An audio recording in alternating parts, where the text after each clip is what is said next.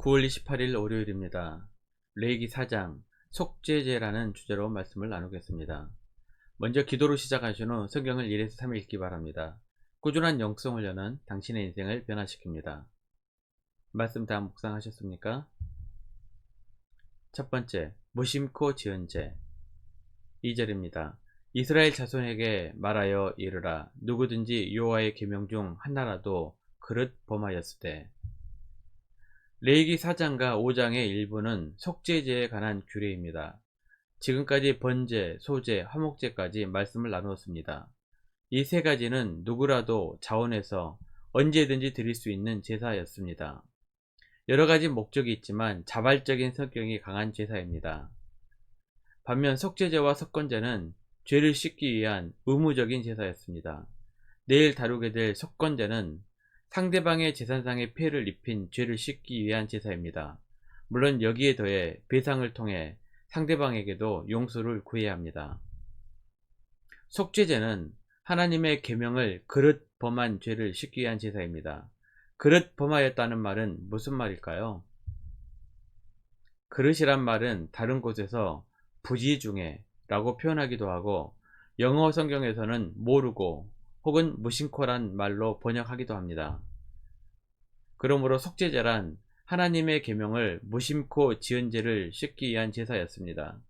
조금 더 확대하면 죄인 줄 모르고 지은 죄, 육신의 연약함 때문에 어쩔 수 없이 지은 죄, 서두르다 실수하여 지은 죄 등을 회개하고 속죄함을 받기 위한 제사였습니다.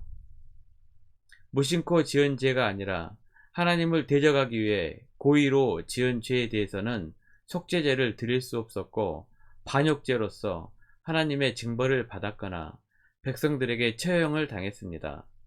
단지 어떤 특별한 경우에는 하나님께서 회개의 기회를 주시기도 했습니다.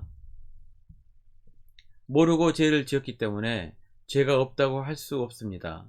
몰랐어도 죄는 죄입니다.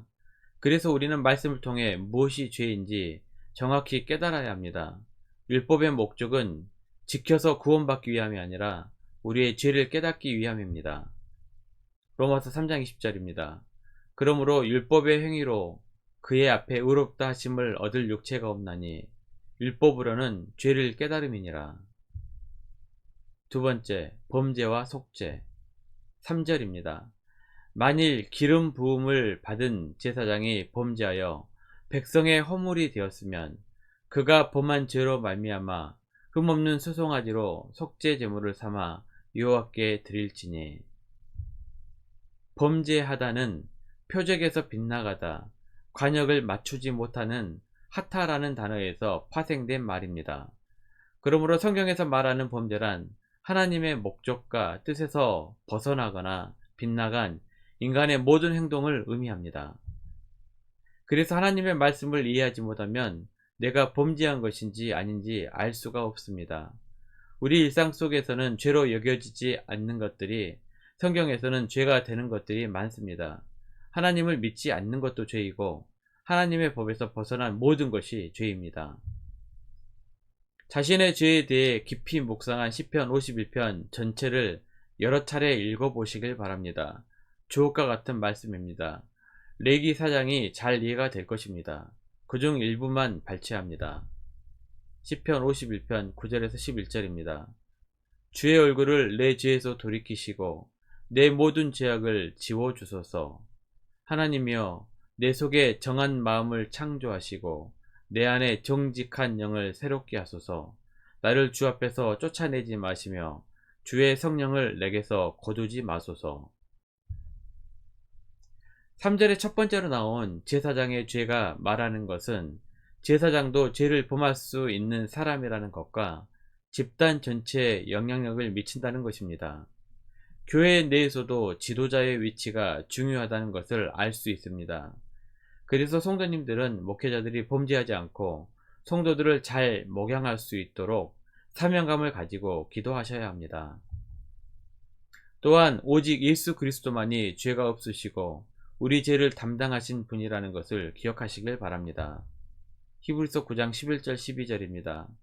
그리스도께서는 장래 좋은 일의 대제사장으로 오사 손으로 짓지 아니한 것 곧 이 창조에 속하지 아니한 더 크고 온전한 장막으로 말미암아 염소와 송아지의 피로 하지 아니하고 오직 자기의 피로 영원한 속죄를 이루사 단번에 송소에 들어가셨느니라.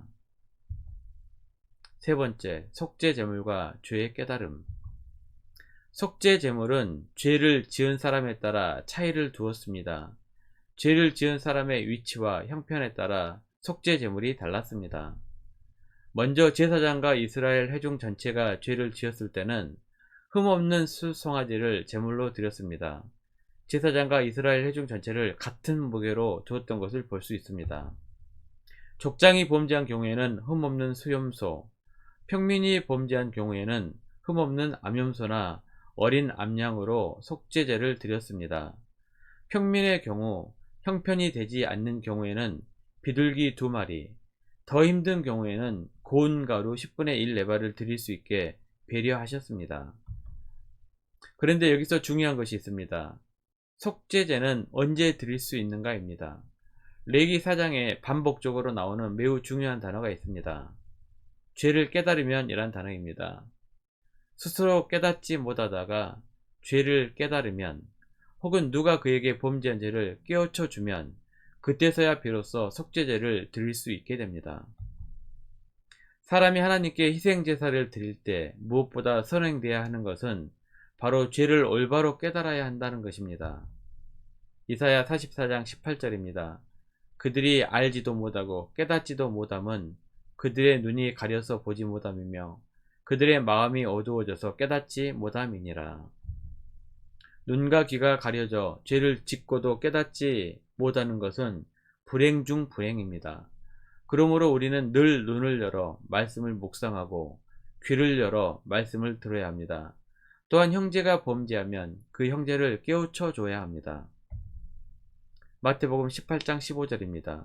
내 형제가 죄를 범하거든 가서 너와 그 사람과만 상대하여 권고하라.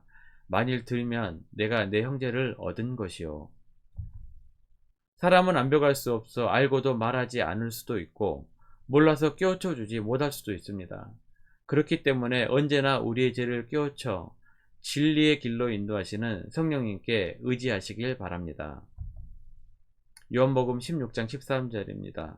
그러나 진리의 성령이 오시면 그가 너희를 모든 진리 가운데로 인도하시리니 그가 스스로 말하지 않고 오직 들은 것을 말하며 장래 일을 너희에게 알리시리라. 말씀 요약합니다. 죄를 가지고는 하나님 앞에 나아갈 수 없습니다.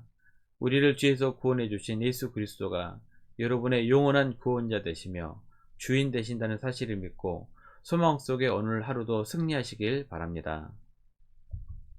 1년 성경 일독 주간 기획입니다. 오늘은 월요일 오바댜 1장에서 요나 2장까지 말씀을 천천히 묵상하시길 바랍니다. 9월 중보 기도 제목입니다. 5가지 기도의 제목을 위해서 계속해서 하나님과 충분한 교제 시간 갖기 바랍니다. 가정에서 기도하시기 힘드신 분들은 주중 기도의 시간을 이용하시면 됩니다. 새벽 6시부터 밤 10시까지입니다. 하루 30분씩 최선을 다하시기 바랍니다. 그러면 여러분의 삶이 변화될 것입니다. 영상을 다 보신 분들은 확인 문자를 보내시거나 유튜브에 댓글로 달아주시면 정기적인 영성 훈련에 도움이 될 것입니다. 오늘 하루도 승리하시기를 기도합니다.